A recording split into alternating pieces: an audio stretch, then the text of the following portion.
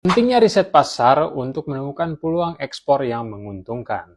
Sebelum gue mulai, mari kita pahami satu hal. Riset pasar adalah kunci kesuksesan dalam bisnis ekspor. Tanpa riset yang baik, kita akan seperti berlayar tanpa peta di lautan bisnis internasional yang luas. Apa saja sih yang harus kita lakukan untuk menguasai riset pasar dan menemukan peluang ekspor yang menguntungkan?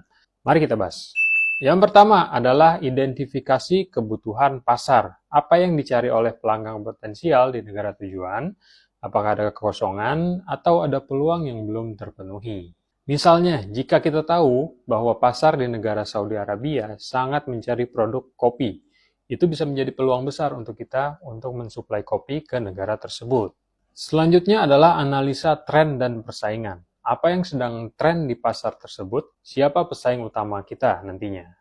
Menganalisa tren akan membantu kita untuk memahami kemana arah pasar dan bagaimana kita bisa bersaing secara efektif. Yang ketiga, kita harus menyesuaikan produk dan strategi marketing.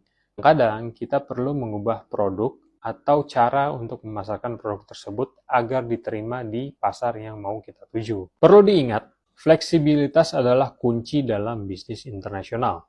Contoh paling mudah adalah saat kita mau memasarkan produk buah-buahan ke Singapura misalkan. Di Singapura, orang itu sangat suka dengan buah yang ukurannya sedang, tidak besar seperti yang ada di Indonesia. Dia sangat suka dengan produk-produk buah yang ukurannya besar, di atas 500 gram ke atas satu buahnya. Tapi di Singapura, mereka tidak suka dengan produk dengan ukuran buah yang besar. Dan yang gak kalah penting adalah jangan lupa mengenali regulasi dan hambatan di negara tujuan ekspor kita. Ini termasuk adalah perizinan, tarif, dan aturan impor dan juga ekspor.